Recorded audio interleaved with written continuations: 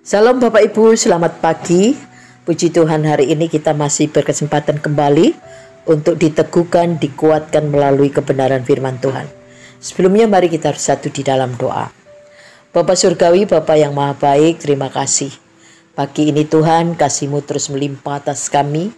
Kami boleh merasakan anugerah yang sangat luar biasa, kesempatan hidup, kesempatan untuk kembali diteguhkan melalui firman-Mu.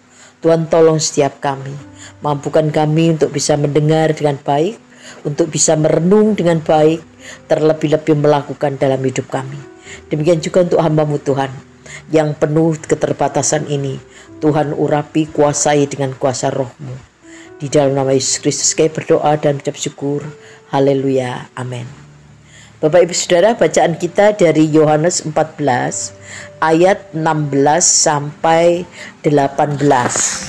Di bawah judul perikop, Yesus menjanjikan penghibur. Kita akan merenungkan di ayat yang ke-16 Bapak Ibu. Yohanes 14 ayat 16. Demikian bunyi firman Tuhan. Aku akan meminta kepada Bapa, dan Ia akan memberikan kepadamu seorang penolong yang lain, supaya Ia menyertai kamu selama-lamanya. Amin.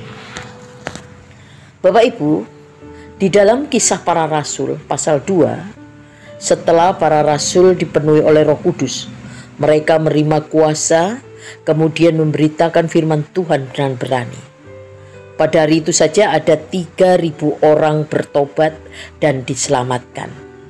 Tetapi ironisnya Bapak Ibu, ini sering terjadi perpecahan di dalam gereja dikarenakan pemahaman yang berbeda tentang Roh Kudus. Nah, terlepas dari perbedaan pemahaman tersebut Bapak Ibu, kita membutuhkan Roh Kudus itu karena apa? Untuk apa? Karena yang pertama, oleh Roh Kudus kita akan hidup di dalam kuasa.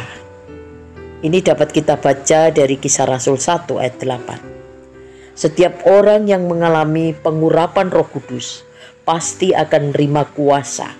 Inilah yang disebut dengan berkat yang luar biasa itu, di mana berkat dan anugerah ini tidak dapat diberikan oleh dunia kepada kita orang percaya. Yang kedua, karena mengapa kita membutuhkan Roh Kudus? Karena yang kedua, agar kita selalu memiliki hubungan yang akrab dengan Tuhan. Boleh dibaca dari Roma 8, 14-16. Allah tidak memberikan roh perbudakan yang membuat kita takut, terikat, dan menderita. Tetapi Allah memberikan rohnya yang bersaksi kepada kita bahwa kita adalah anak-anak Allah. Ada banyak orang yang terikat perkara dosa, bukan ia tidak sadar dan tidak mau bebas, tetapi karena ia tidak sanggup meninggalkannya. Itu karena hidupnya belum berserah kepada pimpinan dan tuntunan Roh Kudus. Tetapi seorang yang sudah dituntun Roh Kudus memiliki kuasa untuk meninggalkan kehidupan lamanya dan mulai membangun hubungan yang akrab dengan Tuhan.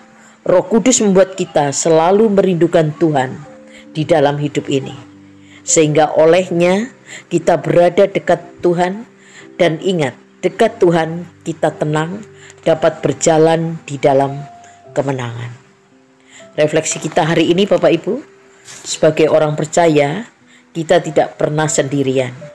Karena Kristus telah mengutus Roh Kudus, Ia akan mengajarkan hal-hal yang belum kita mengerti, juga mengingatkan kita akan janji-janji Tuhan, serta memampukan kita untuk dapat membangun hubungan yang akrab dengan Tuhan.